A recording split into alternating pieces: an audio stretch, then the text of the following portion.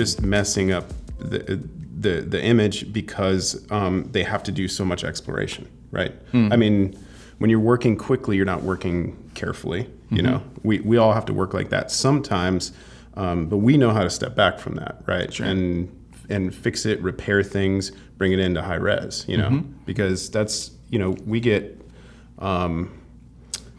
files that are made by lots of different sources, art directors, graphic designers, photographers, whatever. And then we have to go into high res, what's called going into high res. Yeah. So explain what that process is. Yeah. Well, I mean, first of all, I don't really see photographers actually making mistakes, but I don't see them being creative enough. You know? Yeah. For me, that's the problem. Like, they just don't explore, because for them, the tools are for a lot of photographers, the tools are really overwhelming. You know, if they really want to do cool things with their images, to start them from a different place, you know, it's hard for them to have access to those tools, you know, that allows them that flexibility. You know, I guess for me, the biggest mistake photographers make is just being too conservative. Well, maybe they don't have access to that. Maybe they're used to working in a way that they get consistent results, they get regular success, and so it's too time consuming or difficult to try to find different ways to grade their images to make them different. You know, maybe that's it. Yeah, and I think too, they just don't have access to creative tools. You know, it's just the traditional, ACR, Lightroom kind of thing where, you know, you can play around with it a little bit, but in terms of just like raw creativity, it's a little bit more difficult to accomplish that, you know, which having access to 3D LUT Creator, we can be really creative with our grades. Yeah. And, you know, we can just do outrageous things with color. And honestly, like, I don't even know what some of this stuff can be used for. Yeah. But that's what I love about it. Totally. You know, like, somebody that's more creative than me can take a color grade that we've created that just does bizarro things and actually make something beautiful from it.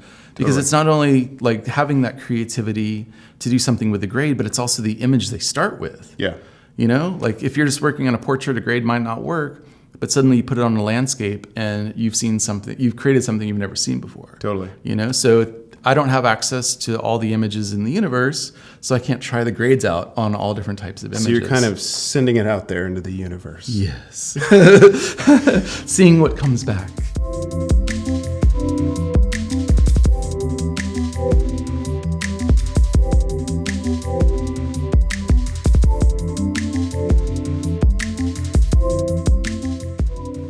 This just came out, right? I mean, this panel in Camera Raw was just developed, just released for this version of CC 2018. It's brand new, right? Yep. Yeah. Came out right around the 1st of April. Yeah. Yeah. Before, it used to be really complicated to make profiles for Camera Raw. You know, these are essentially LUT-based profiles. Yeah. And before, if you wanted to make a profile, it was what's called a DCP profile, and you had to use this program that was just numbers, essentially. You know, there's a little bit of visual feedback in it, but a lot of it's just numbers. You know, taking a picture of a color chart and then like remapping colors on the grid. You know, it was pretty boring. And that was creating camera profiles as opposed to creative profiles. Yeah. You know, or you just had presets. Yeah. You know, presets would move all the sliders around, and so you were kind of locked into a color at that point. So that little browser, it looks like a fairly simple thing because you access it. It's so easy. It's right there. You can see everything. There's not a lot of bells and whistles, but behind that, there's a whole lot of stuff going on, right? Right. And especially in the creative profiles that you've crafted, there's a whole lot of back end in the development, starting with 3D LUT Creator. Exactly. Yeah. Yeah. And, you know, you can actually take the sliders and just bake them into a profile, almost like a preset, but it resets everything to 0. But what we've done... You mean like in Adobe Camera Raw, you could basically make a bunch of adjustments and bake that into a profile if you wanted to. But what's the downside? Exactly. What would be the downside of doing that, and why didn't you choose to do that? Yeah, so here's the danger, is that you can bake all of the sliders into a profile, right? Hand that profile off to someone else. They apply that profile to their raw all of the sliders are set to 0, but they're actually not 0. Ah. The sliders all have absolute values. There's no such thing as like resetting to 0. So all of the settings will get baked into it. So, you'll apply someone else's profile to your image, and none of the sliders respond the way that you want them to. And that's why these creative color grading profiles are specifically not a preset. And why is it important to know that about these? It's important because you get all of the flexibility with Camera Raw. Yeah. You get a base look that really does some amazing things, that really makes some big shifts in your images, but then you have all the ranges of the sliders in Camera Raw and Lightroom. And, one thing that is really interesting about these profiles is that this is kind of technical. It takes a little while to wrap your head around, but it's really important to know, which is that these profiles are applied at the end of the processing pipeline. Right? So let's say you have a profile that kind of shifts your greens over to the blues. Talking about Northwest Haze, one of the profile looks. Exactly. In Northwest Haze. Tons of green. Right? Yeah. Green everywhere. Yeah, we've taken... In the base photograph. Exactly. Yeah. Yep. Lots of trees, lots of greens, although it could be any photo with, large amounts of green in it as well. But it takes all of those greens and it shifts it over, let's say, to orange or violet. And that's happening at the end of the processing pipeline. Yep. So if you have an image that you've applied that profile to, and you don't want the greens to shift that hard into violet, but maybe you want a little bit of a shift. Well, the solution to that is you change the greens to start with, right? Because these profiles get applied down at the end of the processing. So it doesn't find green or doesn't find as much green to do its work on, right? Exactly. Yeah. Yep. So in like the HSL tab, you've got red, orange, yellow, green, blue, indigo, violet. Right. And the sliders for the hue, saturation, luminosity. So if you change the hue of the greens to be something slightly different, like a yellow, then they're not going to shift as much to violet because it's coming at the end. Whereas if these profiles got applied in the beginning, then you'd be changing violet to something else rather than green to something else. Right. So that's pretty awesome. Yeah. So there's a ton of flexibility in there. Once you sort of unlock what these profiles do and how they do it, and you can wrap your head around what's going on in the background, they're so flexible. Yeah. And there's like so much creativity that you can do. And with a preset, like you asked, you can be creative after the fact, but you're basically kind of locked into the limitations of the sliders. Yeah. Right. So another thing that is really cool is that you extended the dynamic range in each of these profiles automatically. So I think it's interesting, the story about like how you always wanted that and why you always wanted that in Camera Raw and what that frustration was, where that came from, and all of a sudden there's a solution for it, and you put it into these profile packs automatically, so the end user doesn't have to worry about any of this stuff. Automatically, their dynamic range is extended for them. Right. Like, so where did that come from? Yeah, I mean, to me, that's just such an amazing addition to this. I do a lot of photography myself when I'm not retouching, which just makes me spend more time in front of a computer, but whatever. But on all of my images, I take the contrast to -40, and then I slide highlights and shadows out to the edges. Right. And I still don't have enough room, because... So that's a specific move you do to create your look in your photography, right? That's what you're saying. Yeah, because, if you take images in a real contrasty environment... Yeah, you want to be able to tone those down a little bit, and with a normal dynamic range, you don't have the ability to do that. Right, because you're stuck. You've pushed it as far as it's going to go. Exactly. So what happens if you run one of these profiles from one of these packs on one of your shots? What do you see happen? So with that, there's a little option in the profile creator that allows for stronger tone mapping. Yeah, is what they call it. But essentially, it's taking the sliders for shadows and highlights, and instead of them maxing out at 100, it allows you to go up to 150. Yeah. You know? Right. And so you just get that little bit of extra range in the shadows. And sometimes that's all you need because you just got a lot of blacks, a lot of really deep tones that are kind of smashed up against the end of the histogram. Sure. And you just want to open it up a little bit, a little bit more. Yeah. Especially when we're retouching, because a lot of Totally. times we need that shadow detail. Yeah. Big time. Big time. And the only way to get around it that I found, it's what I have to do to a lot of my images, is to increase the exposure, which brings up the whole range of the image, right? Yeah. It brings up the shadows with it, and then that gives me a little bit more to move into the shadows, right? But then it blows out all the highlights. Right. Totally. So this solves that problem. Yeah. So this is, a way of kind of getting around that a little Yeah. bit. So with all of these profiles, we've included the extended dynamic range in the image. So not only are they doing these beautiful transformations of color, but they allow you to open up the images a lot more than you're used to, which I think is really cool. Yeah, no, that sounds awesome. I agree.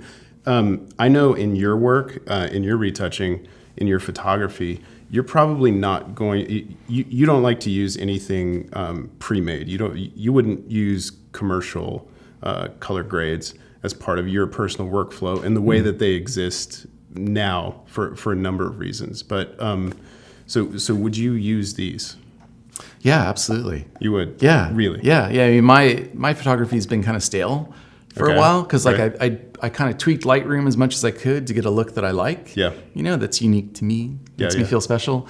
But with these grades, it's just a totally new starting point because I couldn't get to that destination before. Really? And now it's there. And I haven't even, last couple of weeks we've created hundreds of different types of profiles. Totally. And I've just been so into learning how all this stuff works. Yeah. I know how all this stuff works, but into learning the new tool, 3D LUT Creator, that I haven't even applied it to any of my own photography. Yeah. So you're ready to go get back in the lab. Yeah. After what you've learned from creating all of these things. Oh, dude, Yeah. I'm so stoked. That's cool. Yeah. That's I awesome. can't even imagine. Yeah.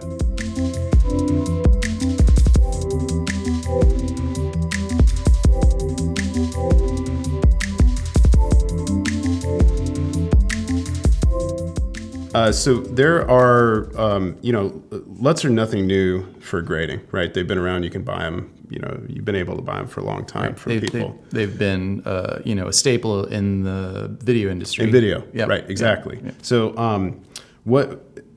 So you've sort of taken the way that LUTs are used, and this is very different. A different way of executing and implementing LUTs into a retouching workflow. So maybe just go through that, how these are different. Right. Well, there's a couple parts to this. It's there's the profile and the LUT application towards raw, but then also just normal layers in Photoshop. Because previously we could put a LUT into an adjustment layer. Into the Photoshop doc, yeah, totally. And have that as an adjustment layer. But now, this gets a little oddly technical, but you can actually apply a camera profile within an enhanced profile, right, that loads up any camera that Adobe has in their library, right, to create a consistent color grade across different camera types, right? Okay. So if you've got an image you took on a Nikon, and then from the same shoot, an image you took on a Canon, their colors are slightly different. Yeah. But if these profiles are made in a way that specifically targets raw camera data, you can apply this thing called Adobe Color that brings up the camera data into the profile itself as well as the LUT. Okay. So you're kind of normalizing the color in your image across different camera types, and then applying a LUT to that, as well as having that increased dynamic range in there. Yeah. So before, the only way you could apply LUTs in Photoshop was that adjustment layer, and you didn't have access to all the raw data. Yeah. So you also couldn't apply LUTs in Adobe Camera Raw, could you? No. Right. Okay. Yep. You could just apply presets and camera profiles, which were different. They were just like remappings of a color chart, essentially. So explain why a LUT when applied in Adobe Camera Raw, as opposed to a LUT applied in Photoshop as a layer, why are those different? Yeah, I mean, the LUT's essentially the same. One is a cube file, one is an XMP. They both kind of describe the color transformation the same way. Yeah. But with the raw file, of course, you have this like infinite editability that's non-destructive. Right. That's so important, you know? And so if you have a really, integrated workflow, you're either doing your raw processing in Lightroom, or if you're in Photoshop, you can throw in a linked smart object or an embedded smart object and always have access to those transformations. Yeah. So instead of having your raw processing or your ACR and then your raster layer, and then your adjustment layer on top of that, which, when you do that workflow, you can't see the LUT, mixing in with the raw file. You can't preview it. Exactly. Is that what you're saying? Like, so that's one of the amazing things about that browser is that you can see everything right there visually right up front, right? Yeah, totally. Whereas before it was all guessing. It's like, I'm going to move, my shadows or my hues one way in Camera Raw, and then you click OK, and then your LUT would take over on the Photoshop layer, and it might be not what you were expecting. So there's a lot of back and forth. Right. But now it's all happening in the same window. Right. And that's consistent. amazing. That's consistency, right? I mean, because you're always editing in one space as opposed to, say, a bunch of layers in Photoshop that you have to figure out what they do and remember every time, label them all. You have your sliders in Adobe Camera Raw. Right. Yeah.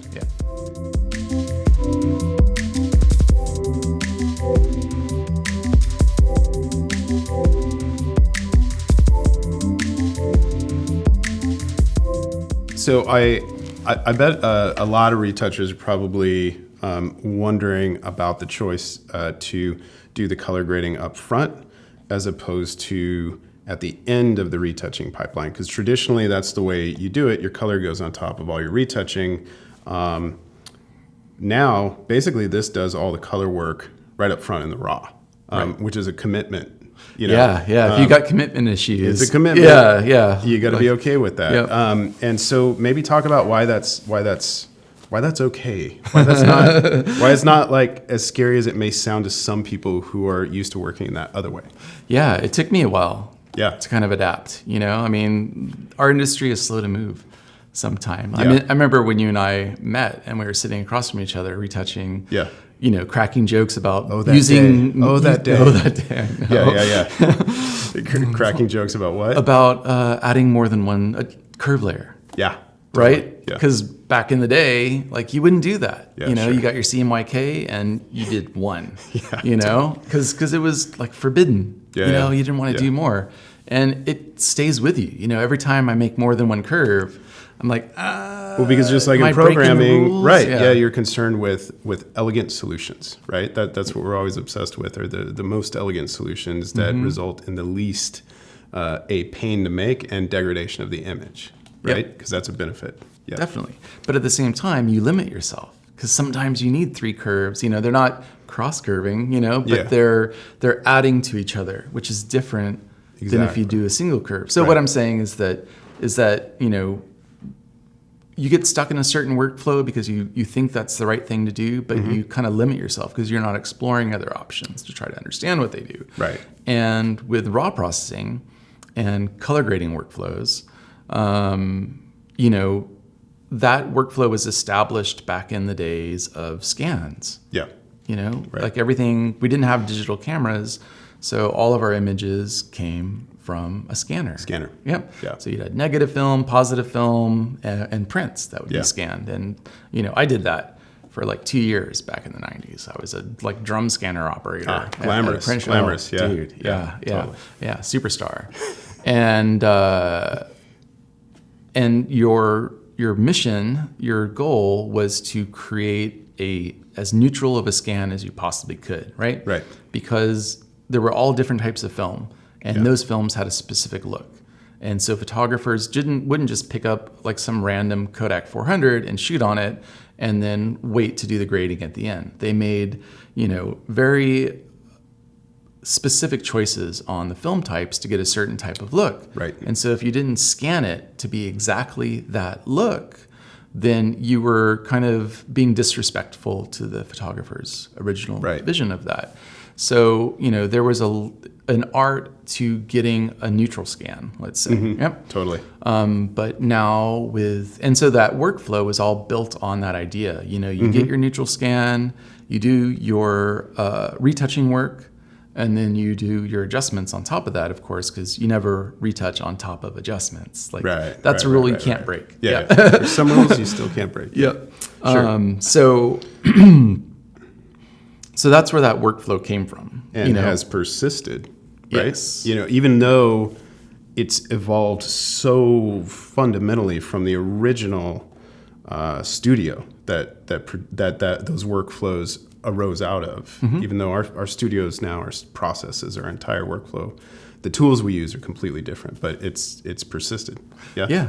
It's like, and so it was there for a reason. Yeah. It made sense, but then the digital revolution happened, and suddenly, I can remember that, first getting the digital cameras, you just used Canon's software to process your images, and I still had that mindset of I need to make a neutral process of my raw image.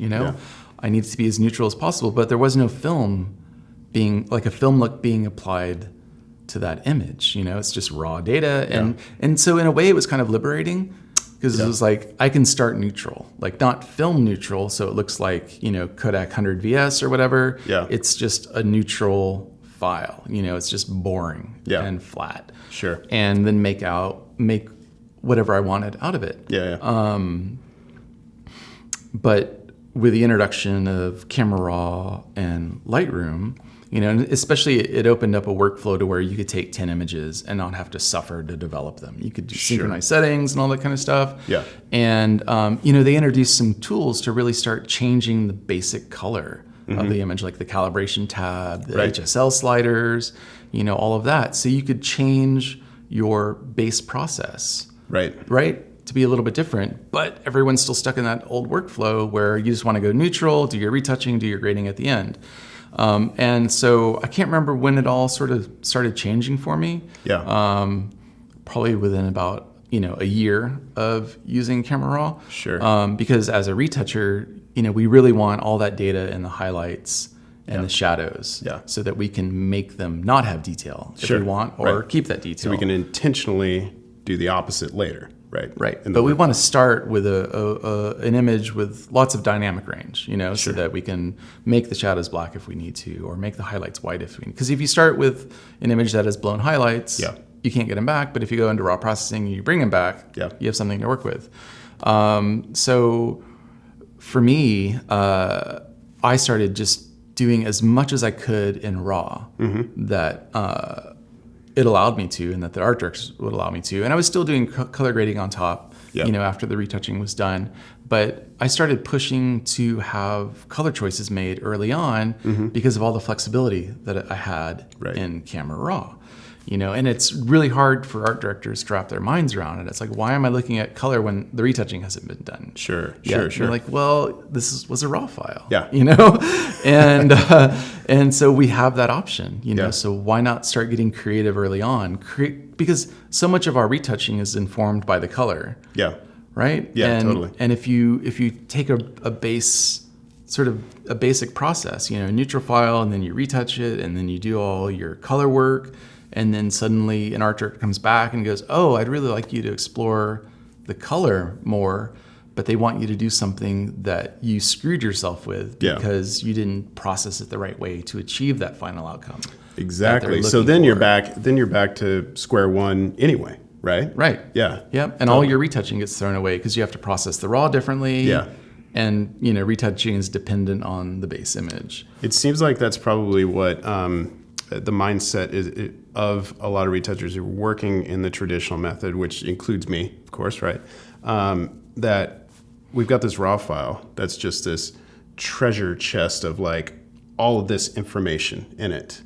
And it seems kind of crazy looking at it from that perspective to now all of a sudden render out into Photoshop where there's either less information or a smaller gamut, right? Yeah. Yeah. So, do you feel like working in this new way and committing to some major color choices up front is the right way to go? And from working in that way, have you ever said, "Oh man, I wish I hadn't done that"? Make big color moves early on. Yeah. No, never. But I bet you were scared too, plenty of times. Like, this is a big commitment I'm making right now at the raw level. Yep. Yeah. I hope I don't regret this. Right. Well, fortunately, you can always check in with the creative team. Right. But that's been the hardest part of that transition, is getting them to start changing their workflow as well. But no, I've never regretted it because, we've been doing this for so long, you can really see when you get to the end, you're like, wow, making that big color move early on saved my butt, because if I hadn't, and I did all this retouching and did all this color and then found out that I was kind of up against a wall, you know, like you kind of paint yourself into a corner. Totally. And like just what you need isn't there. So then you got to do the slop. You got to like reprocess the image and put it up on top and then redo all the retouching. And then just like, it just gets sloppy. Mountain of slop. And in our workflows, we like to be as efficient as possible, because, if you get, if you've already done 20 images, and then you realize, oh my God, I got to kind of start over from scratch, but I don't want to waste the 8 hours per image that I've already put into it. Totally. So, and then you spend a day thinking about how can I salvage this so that I don't have to start over from scratch. Totally. So, and it can take a day to do it, but you might be saving yourself 80 hours of work by doing so. Right. So with this workflow and with these creative profiles, you really you do have to commit to that look. And the thing is too, is that we're thinking of this from a retouching workflow. Yeah, sure. As opposed to a photographer's workflow. Yeah. Because they don't have the same needs that we do. Yeah. All the time. They just want to make something that looks beautiful, and their focus is on the photography. Yeah. They don't ever want to spend 8 hours working on an image. Like their sort of patience for what we do is incredibly small, and very narrow and very limited. Yeah. Whereas, that's not our world. By and large, that's not necessarily their job. Yeah. It's our job. Right. Better or worse. Right. So with these profiles, they get an opportunity to make some big moves early on that if they were to try that, do their typical neutral processing and then do adjustment layers and all that, it could be hours of work to get one of these looks. Yeah, totally. And it would also take a lot of exploration to get there. And now they have access to a big library of all these really unique looks. Yeah. And so it eliminates hours of work potentially, So it's a really, really powerful tool. Cool.